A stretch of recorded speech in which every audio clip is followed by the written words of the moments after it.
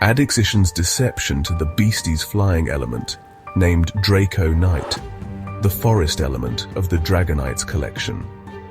Drayco nite, while flying high on a day like all other days, was suddenly drawn in by calls of rhythmic beats, melody charms emanating from the caves below. With an inviting essence to party and dance, Drayco nite is drawn down to investigate. An inviting reflection of flickering rainbow light shone through the trees and from a cave. Landing to enter the cave, the energy of 1,000 friends called in wait, as if from the other end of the tunnel. Going deeper, following the musical melodies, there was no end, and the beating melodies only got further away. A shocking realization hit. The invitation to dance and see accompanying friends was just a ruse. Seeing there was no end to this tunnel, caved walls went on endlessly, just further, deeper into a dilution of lost hope. No friends were awaiting, no festival, just Ixishan's calling to a deception. Through the caves, desperation takes place. A voice whispers to Drayco nites for trade offers to get closer to an exit. A deception had begun. At first, trading the loss of my wings to gain strength of mind, developing the ability to create flight, I no longer needed wings. Convinced this was a better thing, the deception went on, stripping down all the magic the Dragonite was dressed in.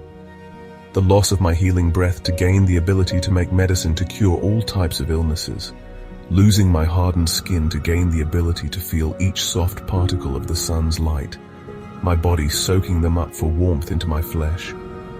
The loss of my glorious tail to gain legs to walk, walking vast distances over time, to run, to jump.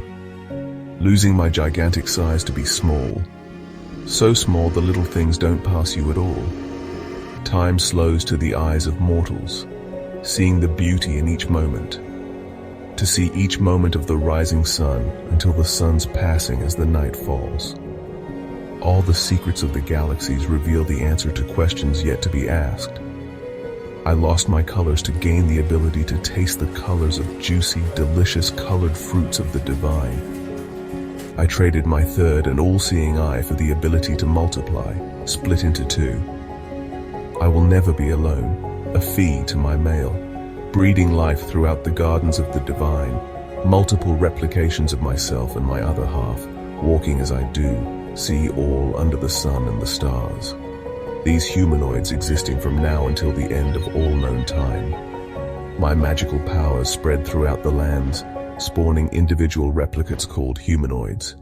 I lost my dragon heart to gain the spectrum of emotions that would only come from millions of lifetimes, changes and evolutions. Drayco agreed to consciously evolve, but all was a trick, a ruse, a deception for Drayco to lose all that was, to drain the powers given by the divine energy of the planet. Drayco was the first of millions and millions of what they called humanoids to spawn across the planet. What Drayco did not know was the spawned evolving hominids had a thirst for fire, a lust to burn, a desire to breathe, to eat, to swallow, all by fire. All of his creations turned to fire. They used it to cook. They used it for entertainment. They burned just as much as they built. The great beast addiction didn't just control the darkness. He enslaved it. The humanoids, unconscious of what they feed, the beast held deep within the mountain is fed through every burning tree, flower and fruit. All that went up into smoke is feeding its burning life force to the great beast addiction, gaining strength with each burnt soul-quenching puff of smog. Yet the beast is relentless in its quest to quench an endless thirst, a cycle to burn and consume all into smoke. The death that holds bear all fear of a physical end, just more flavor for the great beast addiction. The smog is a stench of death that is drawn down, traveling into the dark hallows as it follows the hot air of fading life that is about to be fed to the great feasting beast. A beast hiding deep within the darkness of the Hallow Caves, the beast addiction lays in slumber, feeding from the unwitting humanoids that burn all. Addiction's raging power became a desire to return to the surface, gaining power by each individual that came to a demise. Drayco had made humanoids by thousands from his trade. Male and Fee became separate entities of the evolving humanoids. Peoples created towns and towns became cities. The humanoids that developed their own free will consumed the fruits, the foods, all by fire. The humanoids also grew their thirst and lust for what else they could burn. Addiction's deception was prevalent in every smog-infested exhale, now giving life force to the great beast addiction. Over the times and ages, the war raged on, a war against life, a great deception to demise all that was living. A war for drugs was a war on life, set in motion through addiction's very existence, thousands of years under his hidden rule. The humanoids developed the technology and the ability to breathe, eat, swallow, bathe, crush, and trade all elements. A war of drugs began, unwittingly all burning in the smoke, burning the elements that they fight over to go straight into their lungs through the fire, all becoming consumed, unknowingly feeding the addiction. The great beast addiction, the creator of fear, the master of darkness, has a plan set in self-sustaining motion. Addiction lusts for more, desiring control, freedom from the mountain, to gain control of the population, to be leading with a great deception. But for now, the great beast addiction sits in wait, slumbers through thousands of years, bathing in the warm ashes of the dead mountain that feed addiction with the pleading souls of all that burns. Over time, the mountain turned black from all that festered under and on dark, jagged lands. Left alone for so long, the great beast began to hear voices, whispers echoing off the rocky walls. "Who speaks?" Addiction asked.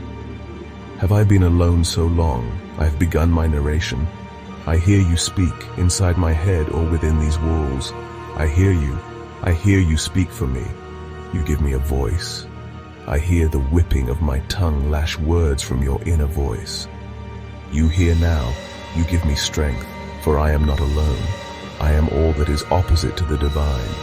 I am a godlike beast, that feast on souls, and now I'm giving voice by the words you read, creating the image of me by the words that describe my infestation. I am a god, the only god after what I've done. None dare challenge me, none willing to face my fiery breath, none who frees me just to rescue what life is left. In the volcanoes I whisper the whispers of despair, controlling the minds of those under my spell of mayhem and lust. I stay hidden from nothing but my crime. After destroying the divine, I grew tired of the petty humanoids. So I slumber, while they grow and destroy each other on a repeating relationship of death and dismemberment. I breathe and dream of freedom. The hunting and the stripping of sacred grounds. Desiccated holy lands once full of beaming life destroyed, taken into darkness by the burning fire. For what burns into the mouth of humanoids feeds the fear to forgotten beasts that dwell in the back of all human minds. Walls built into facilities over hundreds of years, fences erected, stripping the divine over time, stripped, cut, quartered, halved, divided, weighed, made into all pastel colors and put into packages that are traded for profit. Profit from these former elements of divine life. Harvesting stolen branches of the lover's tree, crystal rock coves brought into rubble. The war changed everything. Evolution of an individual stripped of what he once was. Chapter 5. A Hero's Journey. Drayco finds a way to triumph, gaining stability, respect, and self-dignity. Admired for his courage and sacrifice, a warrior's soul passed on through the generations of Drayco and Fee. When the last crystal moss-covered DMT tree was slayed, the cut branches bled light. The silent screams of unspoken wisdom falling to its end, cut to be consumed. Like hungry beasts, they gorge and growl, laughing with drunken power, their bellies full of the roasted flesh of what once was the sun-born tree. The remaining body carried off to the dwellings of the now corrupted and disfigured humanoids. These humanoids are now so distant from what was used to describe humanoids, they gained a name of their own. The Orc-Ricei were an outcast branch of humanoids that evolved into a demonic force, infested with the likings of addiction, servants to the will of darkness, enemies of the light that grew by the trillions, shadows cast across the lands.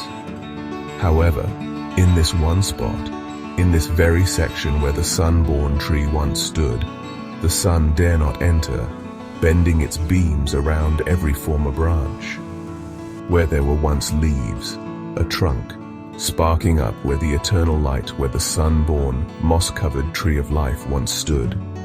Every glimmered in reflective light, an imitation of what once was. The rays of light giving life to all its surroundings, a shadow of light emanated all in its cast. The silhouette of its canopy so bright, it was visible both day and far in the night. This is in tribute for what once was the sun-born tree of life. Even the sun was offended by the thoughtlessness and the destruction of such life. So the sun did not dare to beam its light through what was standing, instead creating an indestructible tribute to a beauty using pure light. The monsters that had evolved within the mountains were not the only beings to evolve. Such diversity comes from the pressure to survive. Sections set, people divided, the island of isolation, hidden gardens of beauty and people who care for them, humanoids connected to the divine. Secrets lay dormant, people found light. Some humans formed life.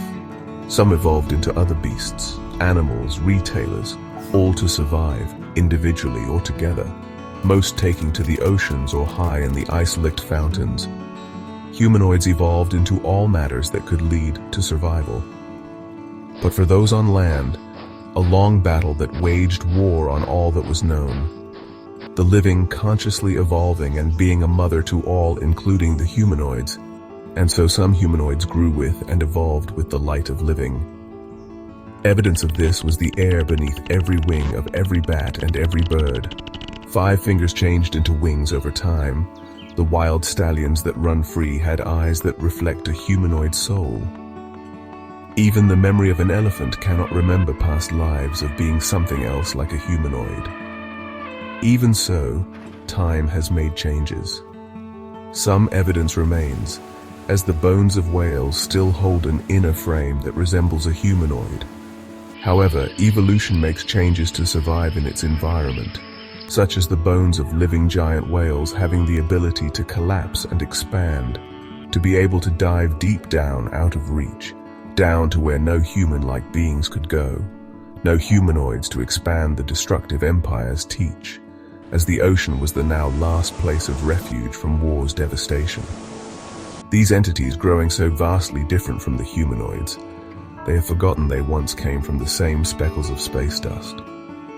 All particles had one thing in common, lusting for life. The humanoid species separated, divided. Many life forms took on different paths to evolve and survive the calamities of inevitable change. Each humanoid had the memories and abilities deep within the cells of blood, flesh, and bone, memories passed down from generation to the offspring of what evolved to come forth. A memory, not in the mind, not in a soul, but in the fibers that make the collection of matter a mass. The blood that flowed via a beating heart, and each blood cell was a microscopic shadow of the creature's bloodline and every evolving past, gifts from a forgotten past. Skills once used now and stored away in the deoxyribonucleic acid that flows through the bodies to protect, survive, assist to further evolving or retain a skill required to ensure the survival of the body's foremost precious commodity, the tiny worlds of cells that tell a past to present, not evident by visual presentation. A world of evolving bloodlines stay undisclosed. With the unpredictability of survival, some lived by the moon's light, some moved into the light of the living sun rays. Some and most took new forms, unpredictable change occurring, for the use of free will, gave choice to consciously evolve. Evolve to different areas of survival, evolve to exist where nothing else could, evolving further and further away from a form that was once human, to evolve into something that turned into things, things that made quite different beings, creatures and entities. The humanoids multiply like rain tree mushrooms, popping up and spreading vast and wide, reaching the planet's corners. Roaming with free will, they were driven and able, evolving for survival and creating lands for living. A diverse variety of life has arisen after so much devastation. Some becoming accustomed to their surroundings. Some evolved to join the sea. Some evolved to live high in the trees. Some changed in such a way they no longer resemble anything of a humanoid. Every atom changed in time, replaced, and each new collection of atoms slightly more evolved. However, the traces, elements, evidence of the original remains deep within the DNA. The extensions to survival from this evolution, the anomalies are robbed of the physical memories of their former self. However, deep inside, hidden away, a key to a door to unlock a collection of evolution stages. Distant feelings of something you once had, something you once owned, a feeling, maybe the joy of flight or the freedom of weightlessness, unknowingly evolving into feelings resulting in creatures, trees, vines, birds, lizards, whales, and dolphins. A past forgotten skill that still exists. As the entities spread far and wide, places become homes, homes become villages, villages become towns. Everything that is seen has come to be with change and the assistance of time, a time during which all lived in harmony. But not all wanted harmony, and to live with grace. And so, from the dark mountains, darkness spewed, feeding its inhabitants from base to its very heights.